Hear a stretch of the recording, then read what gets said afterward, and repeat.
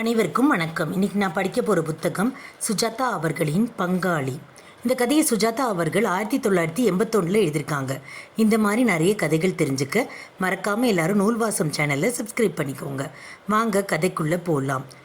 ஹைதராபாத்தில் பிளேனில் இறங்கும்போது சற்று கைகால்களை நீட்டிக்கொள்ளலாம் என்று வெளியே வந்தேன். விமான நிலையத்தில் பெரிய ஹாலில் கூட்டமாக இருந்தது. கண்ணாடி கூப்பைகளில் அலங்கரித்து விற்று கொண்டிருந்தார்கள். கலரில்லாத சட்டையும் ஆந்திர வகை பஞ்சகட்சமும் அணிந்தவர்கள் இங்கும் அங்கும் உலாவிக் கொண்டிருந்தார்கள். ஒரு குடும்பம் மொத்தமும் ஒரே ஒரு சேட்டை வழியனுப்ப வந்திருந்தது. சுவாரஸ்யமாக இருந்தது.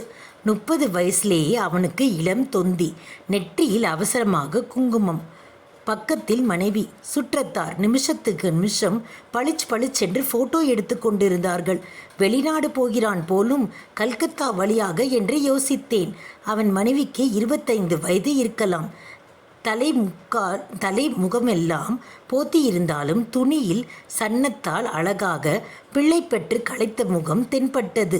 இடுப்பில் சிவப்பாக ஒரு குழந்தை ஒட்டி கொண்டு ரவிக்கையை விளக்க முயற்சித்து கொண்டிருந்தது. அவள் அணிந்திருந்த ஏராளமான வளையல்கள் புலம்பின. மற்றொரு முறை உண்டாயிருக்கிறாள் போலும். சேட் அவளுடன் அந்யுன்யமாக பேசிக்கொண்டிருக்க வார்த்தைக்கு வார்த்தை சிரித்து கொண்டிருந்தான். சஃபாரி சூட் அணிந்திருந்த பையனின் தொணத்தொணப்பை யாரும் கவனிக்கவில்லை. பெண் ஒன்று 6-7 வயசில் அமீர் சக்ரத்தா படித்து கொண்டிருந்தது. பிளேன் புறப்படுவதை அறிந்துவிட்டு குடும்பத்தார் அனைவரும் முத்தம் கொடுக்காத குறையாக அவனுக்கு வழி அனுப்பி பால்கனியிலிருந்து டாட்டா காட்ட மாடிப்படியை நோக்கி சென்றார்கள். அந்த கூட்டமான சேட் எனக்கு பின்னால் கியூவில் சேர்ந்தபோது என்னை பார்த்து சிரித்தான். செக்யூரிட்டி முடிந்து வெளியே வந்து விமானம் நோக்கி நடக்கும்போது பால்கனியில் திரும்பி டாட்டா காட்டினான். தூரத்தில் ஏரோப்ளேன் படிகளிலிருந்து திரும்பி நிதானமாக டாட்டா காட்டி முத்தங்களை பரிமாறிவிட்டான். என் பக்கத்தில் உட்கார்ந்தான். விமானம் புறப்படும் வரை முட்டை கண்ணாடி வழியாக டாட்டா காட்டினான். ரன்வேயில் ஓடும்போது கூட தூரத்தில் தெரிந்த புள்ளிகளை நோக்கி டாட்டா காட்டிவிட்டு கடைசியாக திரும்பும்போது கைக்குட்டையால் கண்ணை துடைத்து கொண்டான். அழுகிறான். எனக்கு ஆச்சரியமாக இருந்தது. வெளிநாடு போகிறீர்களா என்று கேட்டேன். இல்லை, கல்கத்தா வரைதான். ரொம்ப நாள் கல்கத்தாவில் தங்க போறீங்களா? இல்லையே, 2-3 நாள் தான். ஓ, சட்டென்று என் கேள்வியை காரணத்தை புரிந்து கொண்டு, என் மனைவியை விட்டு என்னால் ஒரு தினம் கூட பிரிந்திருக்க முடியாது. அதனால்தான். எனக்கு ஆச்சரியம் குறையவில்லை. 3 நாள் பிரிவுக்கு இத்தனை ஆர்ப்பாட்டமா? அதுவும் புதுசாக கல்யாணமானவன் போலும் தெரியவில்லை. எனக்கு தெரிந்தவரை வயிற்றில் உள்ளதை சேர்த்து 4 குழந்தைகள் எண்ணினேன். சேட்டின் பேச்சு தொடக்கத்தில் ஹைதராபாத்தில் டெக்ஸ்டைல்ஸ் மொத்த வியாபாரம் பண்ணுகிறானாம். அருகில் ஏதோ ஒரு சந்தில் விலாசம் சொல்லி கார்டு கொடுத்தான். எங்கே எது சல்லிவாக கிடைக்கிறதோ அதையெல்லாம் போய் வாங்கி வந்து விடுவானாம். தமிழ்நாடு என்று சொன்னதும் பவானி ஜம்காலம், சேலம் கைத்தறி சேலை எல்லாம் சொன்னான். இப்பொழுது கல்கத்தா போய் பெங்கால் காட்டன் புடவைகளை தசராவுக்கு முன் சீப்பாக கிடைக்குமாம். 40-50 எடுத்துக்கிட்டு வருவானாம். ஏரோப்ளேனில் சப்பனக்காலிட்டு உட்கார்ந்து ஜிப்பாக்கள் ஒளித்து வைத்திருந்த சின்ன டப்பாவை எடுத்து அதிலிருந்த சூரணம் கொஞ்சம் எடுத்து வாயில் போட்டுக்கொண்டு எனக்கும் காட்டினான். வேண்டாம், நான் இதெல்லாம் சாப்பிடுவதில்லை. வெறும் ஜீரண சூரணம், ஜர்தா எதுவும் இல்லை. என் மனைவி கைப்படச் செய்தது. நான் சுவாஸ்திரத்துக்கு ஒரு சிட்டிகை எடுத்து வாயில் போட்டு கொண்டேன். ஏலக்காய், லவணம், ஜாதி, பத்திரி எல்லாம் வாசனையாக வந்தது. எப்படி இருக்கிறது? குட். என் வீட்டில் எல்லாமே சுத்த நெய்யால் தயார் செய்தது. உங்கள் தென்னிந்திய பிராமணர்களை விட சைவம். முட்டை கூட தொடமாட்டோம், வெளியே சாப்பிட மாட்டோம். இப்பொழுது 2 நாட்களுக்கு உண்டான சப்பாத்தியை என் மனைவி கட்டி கொடுத்திருக்கிறாள். வெளியூர்களில் மோர் மட்டும்தான் சாப்பிடுவோம். ஏர்லைன்ஸ் கொடுக்கும் சாப்பாட்டில் புட்டிங் மட்டும்தான் உண்பேன் என்றான். பையிலிருந்து கத்தையாக 100 ரூபாய் நோட்டுகளை பிரித்து வைத்து கொண்டு எண்ணினான். அழுக்கு நோட்டில் அவர்கள் எண்ணிக்கையை கணக்கு போட்டு முடித்துவிட்டு, கடவுள் எனக்கு எந்த குறையும் வைக்கவில்லை.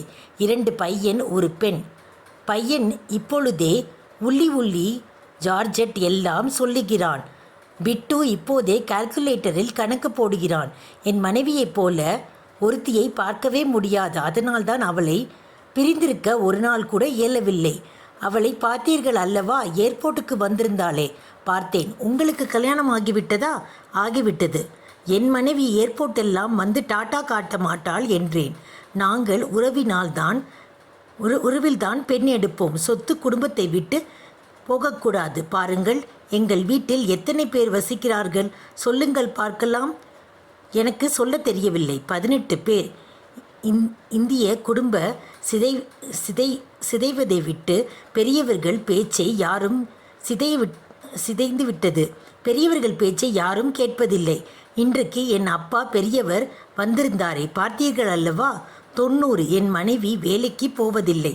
மனைவியின் இடம் வீடுதான். என் மனைவி மாதிரி ஒரு பெண் அரிது. காலை 5 மணிக்கு எழுந்திருப்பாள். நான் கடைக்கு 6:30 மணிக்கு கிளம்பி விடுவேன். என் தம்பிகள் குடோனை பார்க்கிறார்கள். நான் தான் கடையை பார்த்து கொள்கிறேன். கணக்கெல்லாம் இன்னும் அப்பா தான். 90 வயசு. கால்குலேட்டர் தேவையில்லை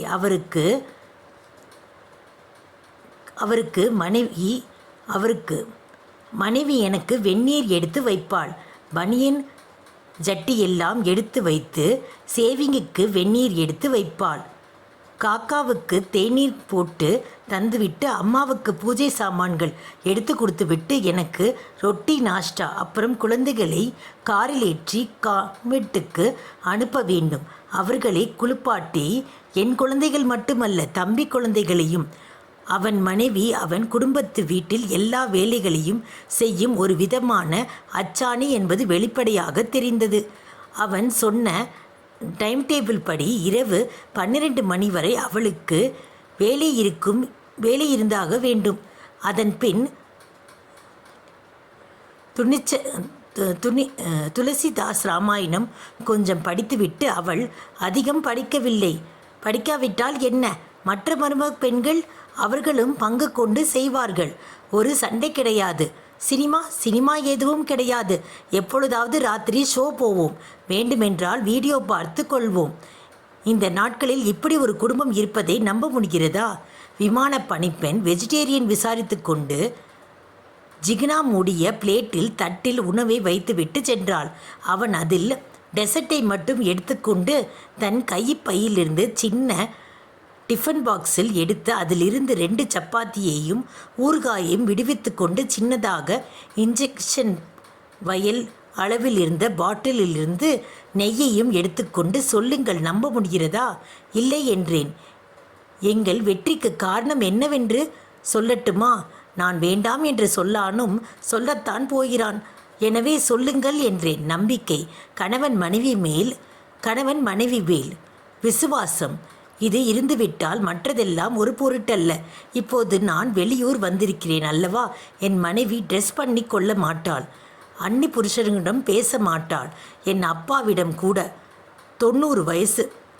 முகத்தை காட்ட மாட்டாள். இத்தனைக்கும் உறவுதான். இப்படியெல்லாம் இருக்க வேண்டும் மனைவி. இவளை விட்டு பிரிவதில் எனக்கு வருத்தம் இருப்பது நியாயம்தானே? பெண்ணுரிமை என்கிறார்கள். என் மனைவியை நான் எப்படி கூப்பிடுவேன் தெரியுமா?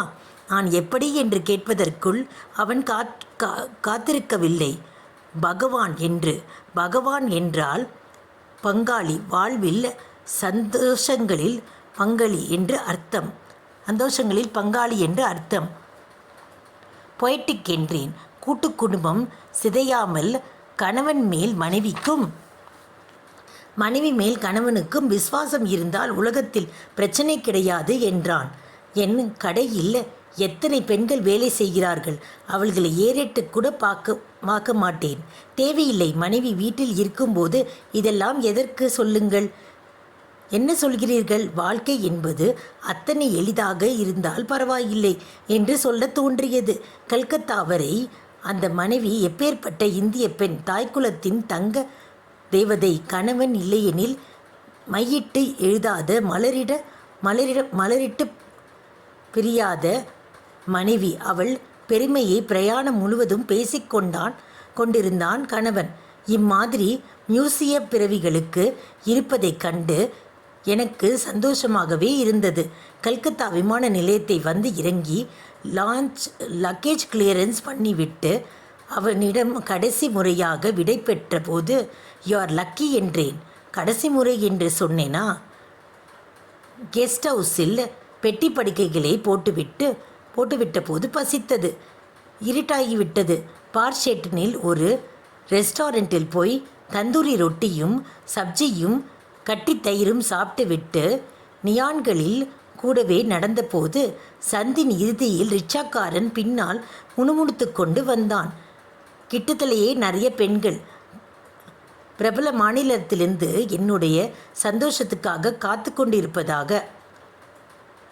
பார்ஷெட்டன் விளிம்பு வரை கூட இந்த வியாபாரம் வந்துவிட்டு கல்கத்தாவின் முன்னேற்றத்தை வியந்தவரை நடக்க என்னை மெதுவாக பாஜி என்று கடந்து சென்ற ரிச்சாக்காரன் ஒரு பெண்ணின் தோள் மேல் கை போட்டு கொண்டு மணிக்கட்டில் மல்லிகை மாலையும் மற்றொரு கையில் சிகரெட்டும் சென்றவனை உற்று பார்த்தேன். சேட் நம்ப முடியவில்லை. பெங்கால் காட்டன் சாரிகளின் மொத்த விலை கேட்கிறான் போலும் அந்த பெண்ணிடம். நேரம் கேட்ட அனைவருக்கும் நன்றி.